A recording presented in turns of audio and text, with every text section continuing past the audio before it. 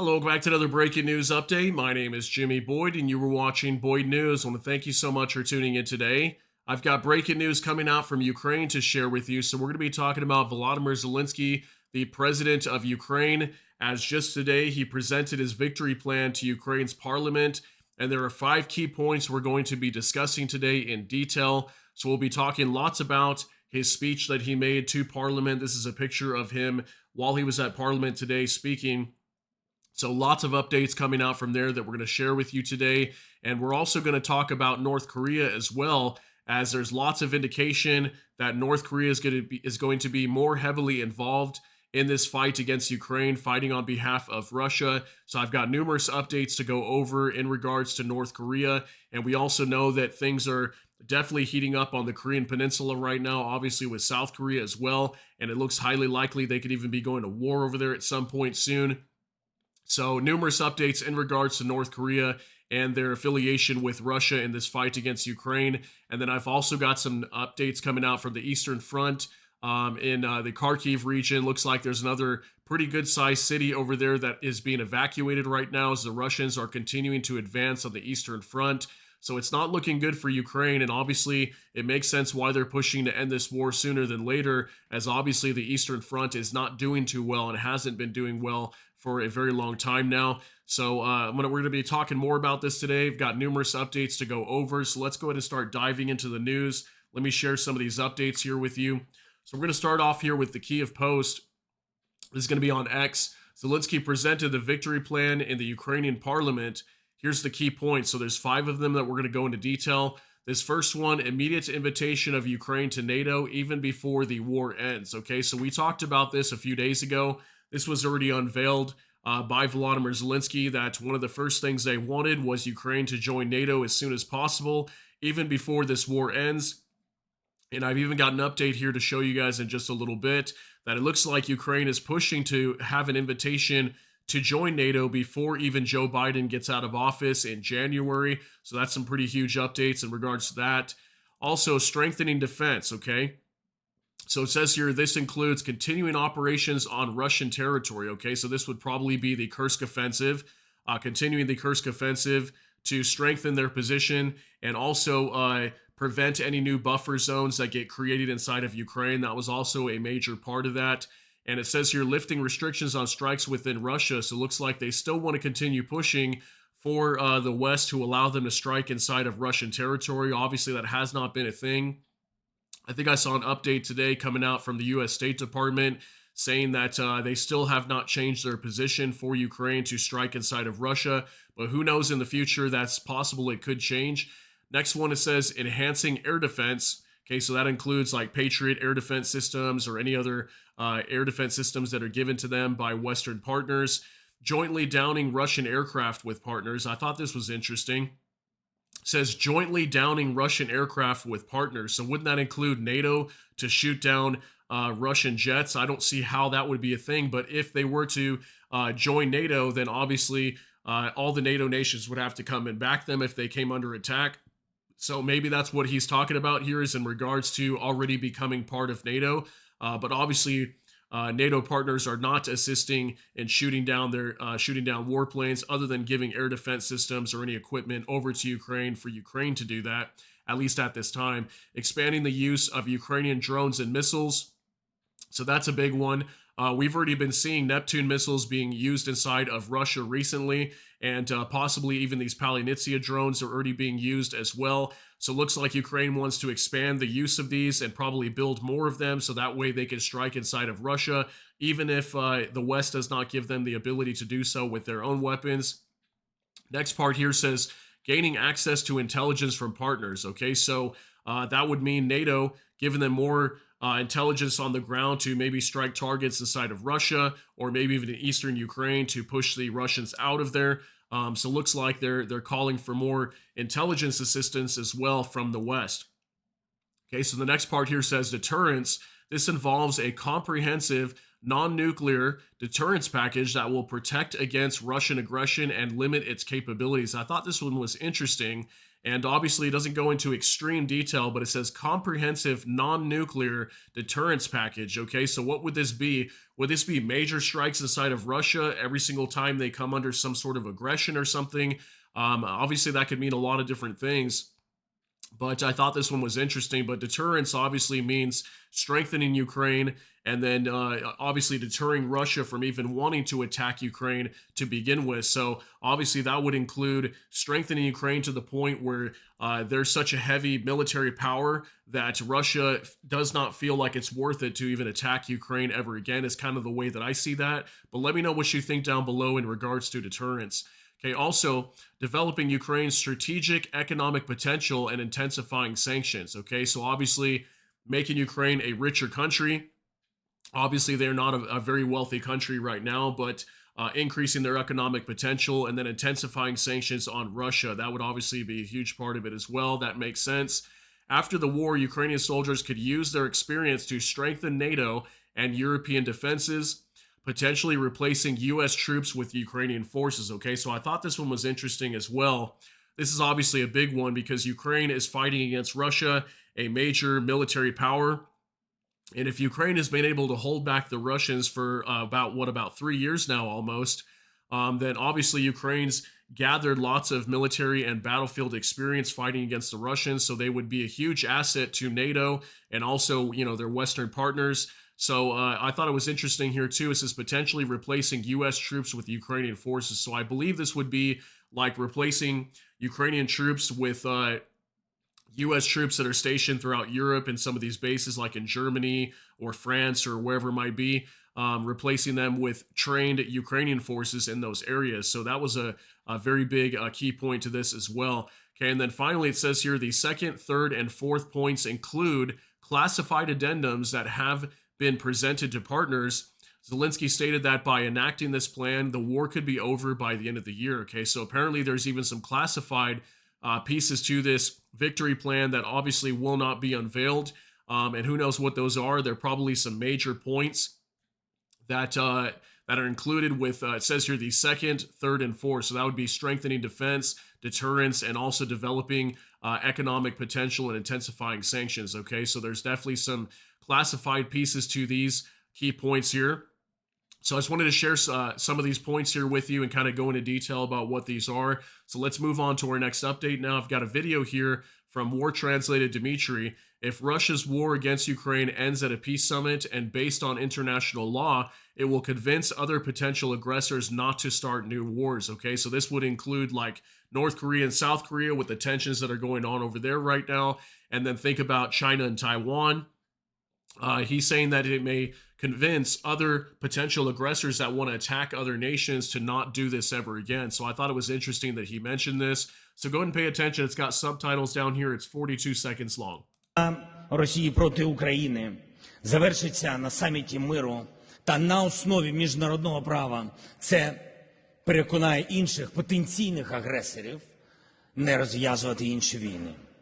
І якщо ж Путін досягне своїх божевільних цілей геополітичних, військових, ідеологічних, економічних, то це створить нездоланне враження у інших потенційних агресорів, зокрема в регіоні і Затоки, в Індо-Тихоокеанському регіоні, в Африці, що загарбницькі війни можуть бути вигідними і для них також. Якщо війна Росії проти України... Okay, so I thought this was a pretty key point here that he mentions that, if this war is able to end at the drawing table and come to a peaceful solution with Russia, this may prevent other countries, like, for example, China wanting to attack Taiwan.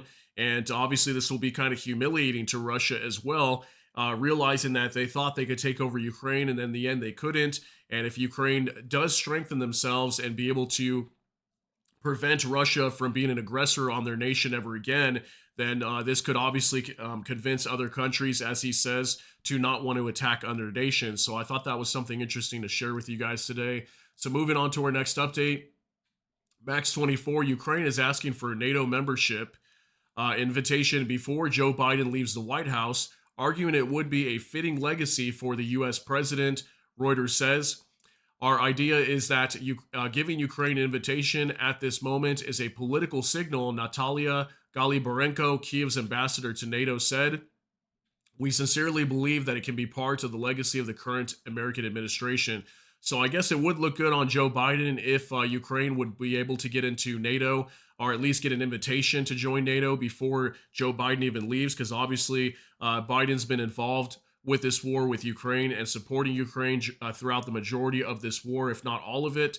So obviously, we'll see what happens with this. We'll see if Ukraine is able to get a NATO membership invitation by January. I think it's possible, but a lot of sources are indicating that most likely this won't even be a thing, maybe even until next year or middle of next year. So we'll see what happens with that. Also, from Max 24, most of the points are calculated in detail in time, but this victory can only be implemented with the help of partners, Zelenskyy said. Russia must lose. This is not a freeze. This is not a trade in sovereignty. We must implement the victory plan and force Russia to be at the peace summit. Okay, so this was him speaking at Parliament today. And I thought this was huge because it says right here, Russia must lose. This is not a freeze. This is not a trade in sovereignty. We must implement the victory plan and force Russia to be at the peace summit. Okay, so obviously he's very serious about this victory plan and wanting it to be implemented. And obviously a lot of this has to do with Western partners supporting Ukraine in this process to get Russia over to negotiate and be at the peace summit and hopefully end this war by next year. So if you notice here how he says it's not a trade in sovereignty, and also that's not a freeze in the war. So that means that he wants to get his parts of the land that on the eastern and southeastern portions of Ukraine that have been taken, that obviously Ukraine is going to want those back. Okay, and it's something that Volodymyr Zelenskyy has mentioned many times before, that they are not going to cede any territory over to the Russians, and they want all of it back before the war ends. So pretty huge update coming out from there. So next update from Nexta, Ukraine is at war with 3 countries, Russia, Iran, and North Korea. Okay, so apparently this is something big that he mentioned as well while speaking today, is that Ukraine is at war with Russia, Iran, and North Korea at the same time. Okay, we already know that he's come out recently saying that North Korea is included in this war now. They're fighting on behalf of Russia. That he already said that North Korean troops are already fighting inside of Ukraine. And we've heard even some reports that North Korean troops were even training in some parts of southeastern Ukraine, near Mariupol. There was some training facilities that were found over there by some of the partisan groups that were living inside of the annexed regions of Ukraine. So obviously Ukraine coming out and announcing that they're at war with 3 nations now. Okay, so this obviously shows the growing alliance of Russia joining alongside other nations like Iran and North Korea, and eventually even China will probably be next. So we'll keep moving on now. Now I've got some updates coming out in regards to North Korea. So this is from Nexta. Russia's training more than 10,000 North Korean troops. According to RBC Ukraine, sources in the defense forces, they are being prepared to be transferred to the border areas near Ukraine and the rotation of Russian troops in order to free their own personnel. Okay, so look at that, guys. 10,000 North Korean troops being trained, probably even more than that.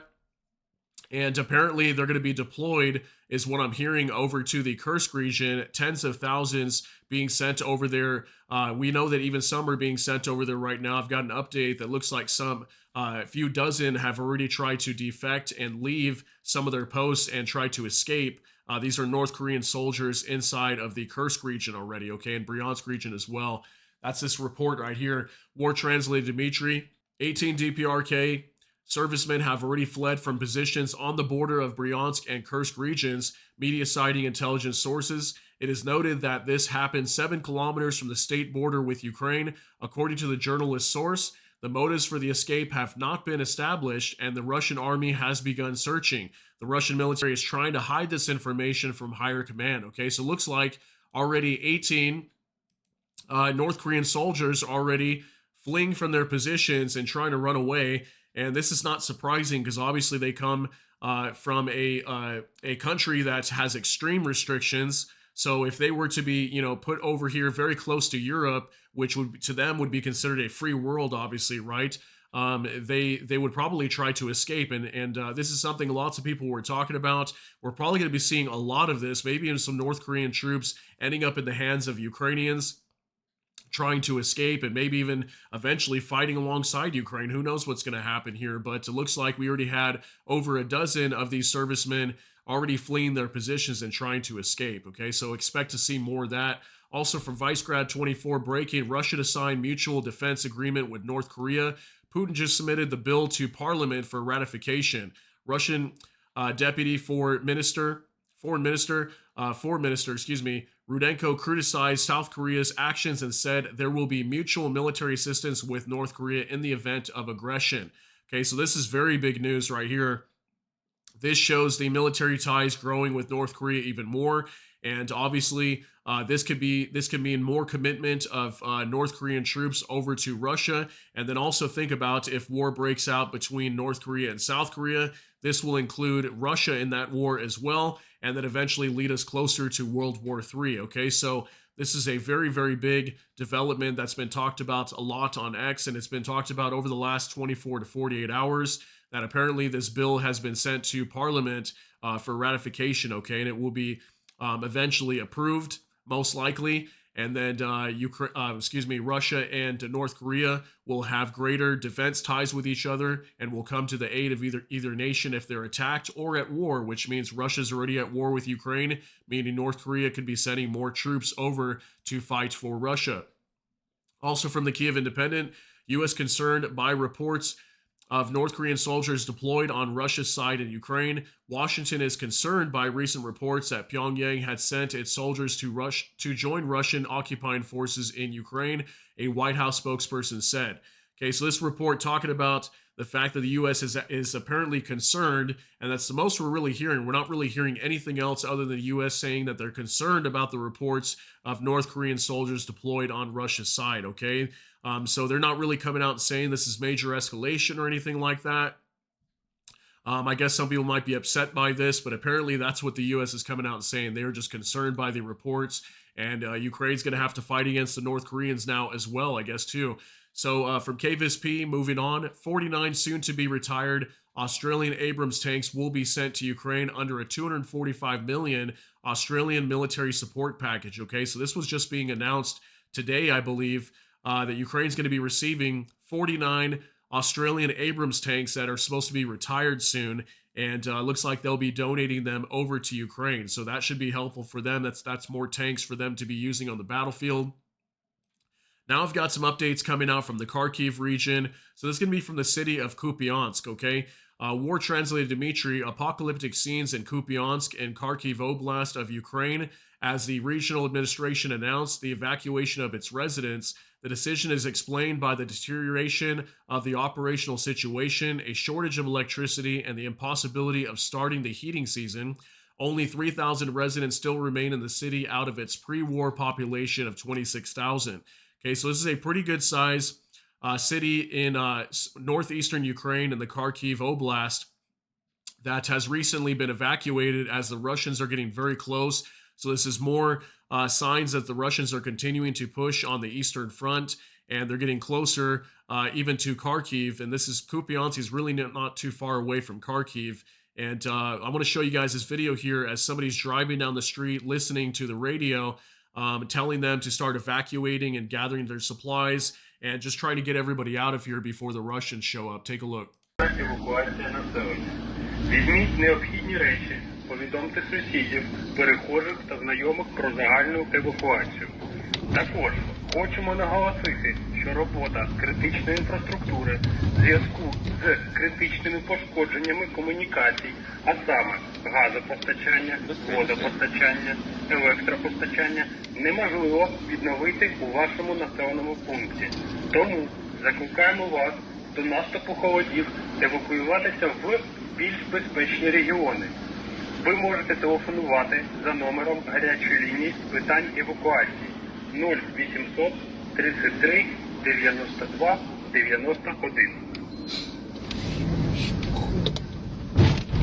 Okay, so as you can see, these are some of the residents that are left over inside the city of Kupiansk. As you can see, a lot of it is already been evacuated. There's not too many people left behind. Many of these homes you can see are boarded up. There is a few people walking around that we can see in this video, but many of them have already left as the Russians are continuing to approach on this city. So yet again, another pretty good sized town or city inside of Ukraine that looks like it may fall to the Russians at some point soon. And we're starting to see lots of evacuations here in this city, okay? And then also, I wanted to show you this to kind of show you on a map where this is at and some information from Maria Avdiva. While all eyes are on the Donetsk front, Kharkiv just called for a full evacuation of Kupiansk and nearby towns. The military's situation getting worse daily, and the heating can't be provided because of the constant Russian attacks. Okay, so this is a map to show you guys how close the Russians are getting. The red indicates the Russian assaults pushing in this direction to Kupiansk. So Kupiansk being evacuated right now over the last like 48 hours due to the Russians getting very close to the city. Then I also pulled up a map as well real quick just to kind of show you guys exactly where it's located at, okay? So it's in northeastern Ukraine over here. We'll zoom into the Kharkiv region. Here's Kharkiv right here, and then Kupiansk is right here, okay? And as you can see, a pretty good size city, okay? It's not super small. Again, 26,000 people lived here in this area just before the Russians got very close. So I think the Russians are right up in this area over here is kind of where that map was showing, where they're pushing on to Kupiansk, okay? So eventually I think there's a possibility this town could fall. So there it is again on the northeastern side of Ukraine, not too far away from the border with Russia, okay? So one last thing I want to share with you guys before we get you out of here. Max 24, more than 7,000 Ukrainian strikes have landed inside Russia this year, reported CNN. The farthest strike reached more than 1,700 kilometers into Russia from Ukraine's border. So this was like a little picture that was put out showing all the strikes inside of Russia. Isn't that pretty crazy? 7,000 strikes, guys. That's how many times Ukraine has attacked inside of Russia. I can't even imagine how many strikes have been carried out inside of Ukraine. It's probably double that, if not more. But Ukraine's striking pretty hard. As you can see, all these little yellow dots indicating where a lot of these attacks are at. And if you notice, a lot of them are like in the Belgorod region right here. Belgorod and very close to the Kharkiv region as well. So yeah, that just kind of shows where all these strikes have been taking place. And then there's that one strike way up here near Murmansk. I think that's that one that's around 1,700 kilometers away from the border. So pretty crazy to see, just to kind of reflect and look back on this war after all these years, how many strikes we've been seeing back and forth from Russia and Ukraine. But just Ukraine alone, 7,000 strikes inside of Russian territory. So I just wanted to share some of the latest coming out from Ukraine, but this was some big news today in regards to that victory plan with Volodymyr Zelenskyy. So let's see how things go. Let's see, what they do when they implement this plan. How effective is it going to be? Is it going to force Russia to come to peace with Ukraine? Hopefully that is the case, and hopefully Ukraine gets what they deserve, and hopefully they're even able to get their land back from all these areas that have been taken by Russia. So we'll see what happens here coming out in the next few weeks and into the coming months. But that's going to be it for today's update. If you got something out of this, please smash that like button. Also, if you enjoy my content, please consider subscribing down below. Hit the notification bell. That way YouTube can notify you. And with that, hope you all have a great day. Everybody take care and God bless, and we'll see you in the next one.